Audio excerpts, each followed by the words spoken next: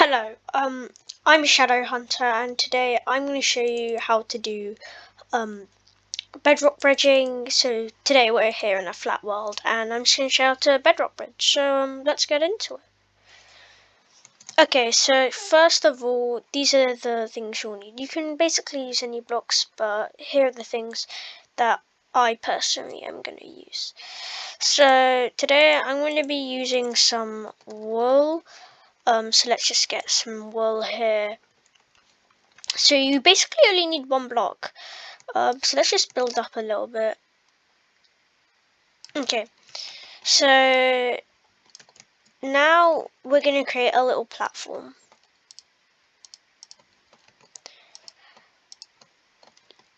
Like so. And this is what you're going to need to do. Just make your platform a little bit big. Okay, so you want to stand on the block that you want to be starting from. So in this case, the block right here. Now, sneak. When you're starting off, it's best to sneak, so just sneak. This is where I want to place it, right there. Let's place that back. So, let's go. So you want to press whenever your placing block is. Then it will bridge one block, two blocks out. Go up and run. So double tap W or hit your joystick up. And you're going to start jumping. Like so. And it's really useful because if you're in games like CubeCraft, Skywars, things like that, it's really good to bridge to other people's bases fast, neat, smooth, and it's just good in general. And now I'm going to show you another thing that's really helpful when you PvP. And that thing is archery. So, especially if you're in games where you do have a bow at hand, some Skywars games, like on Hive or CubeCraft, whatever you use, you really want to have a very good aim because those little aims can bring their hearts down and then you can come in with the sword. Okay, so I'm just going to create a little design here. It's just not going to be anything special, just a simple redstone design. Let's just do this.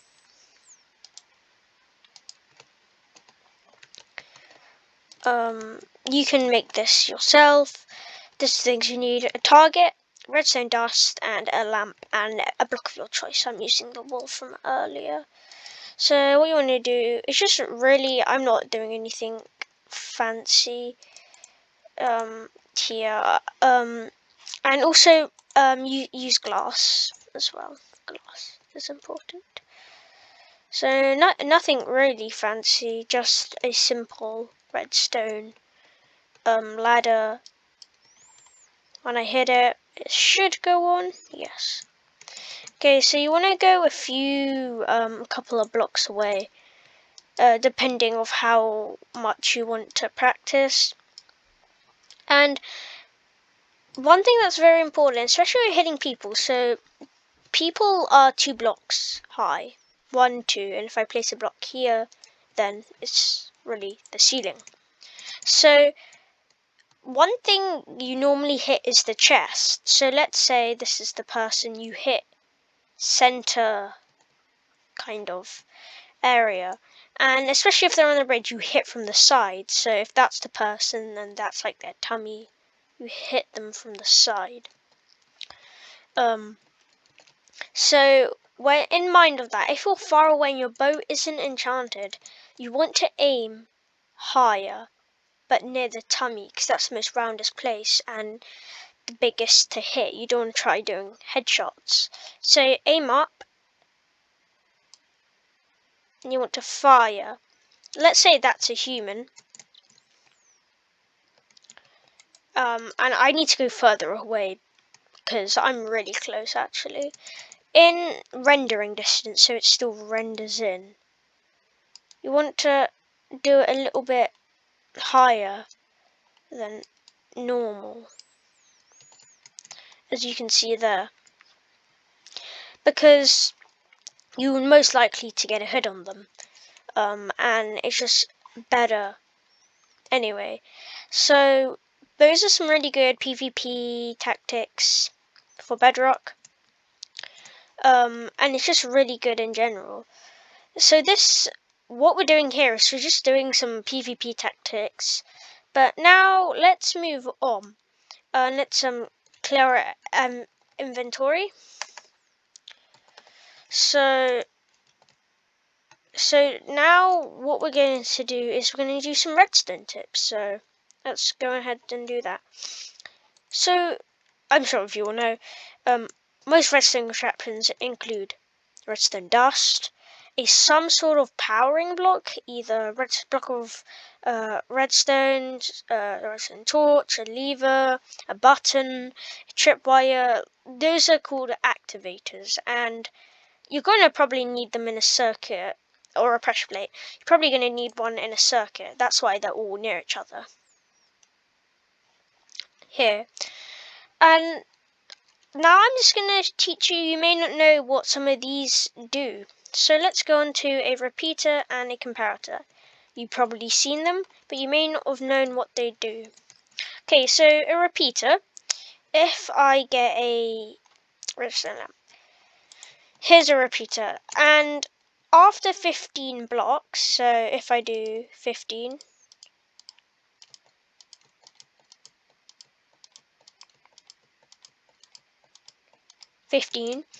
and I put a lever, you can see it's really bright, but then it gets very dim, and this won't get powered. And so that the signal gets lower. But if you put a repeater in, it uppens the strength, and it says red as it comes, as it's the same redness as when it first comes out your power, your activator, your lever. So basically, in other words, what this does, it takes your signal 15 blocks up to its full signal. And here it can power your lamp, but before it couldn't. Next, with the repeater, the other usage is timing. Here you have a lamp with no repeater, and then when you add your repeater in here and do this,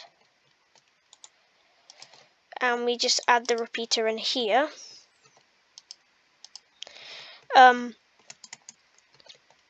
if I connect these to the same activator, my switch, which one turns on quicker? You want to see which one will turn on quicker. That one turns on quicker. That's because this repeater slows the signal down by putting it on different ticks. 1 tick, 2 tick, 3 tick, and it goes back to the beginning. Another thing these can do is it can stop the flow of a redstone signal. Here you have a signal flowing. Here it doesn't. And now we go to the redstone comparator. This can be used to measure when an object, like an item on an item frame moves, or a chest opening. It measures that.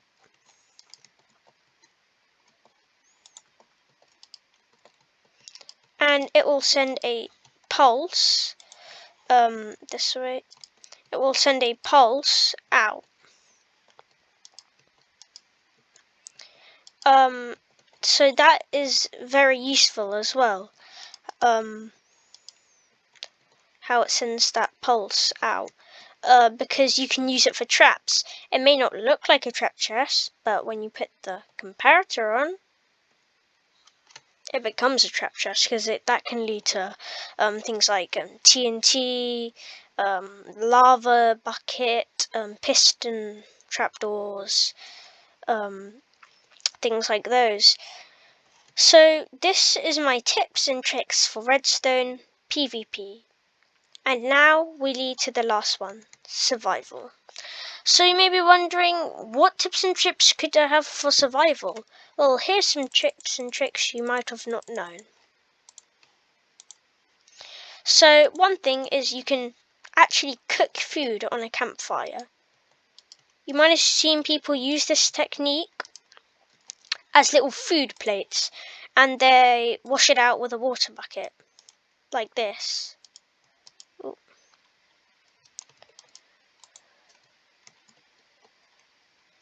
Like this.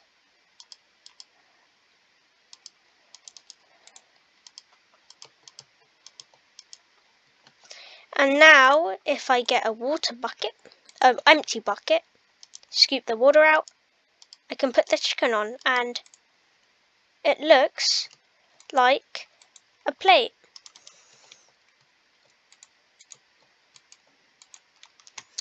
And that is really nice for building your kitchens or anything like that. Next tip is whenever you go mining and you're strip mining, you do this. So you'll pretend this is a strip mine. This is a flat world, so this is not going to be many blocks deep. But pretend this is a strip mine. Every 2 you dig out till you can't anymore. And you may think, oh, that's such a drag, and that's not going to be helpful if I'm at the levels I find diamonds. But it is. It's way more efficient. Trust me, this will work.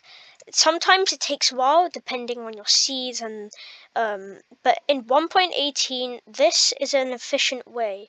And I know big YouTubers like Grian use this, and it's just a really efficient way to mine when you're strip mining. So next trick is quite useful actually, and that is always have a shield on you. And you may see this in speedrunning tactics.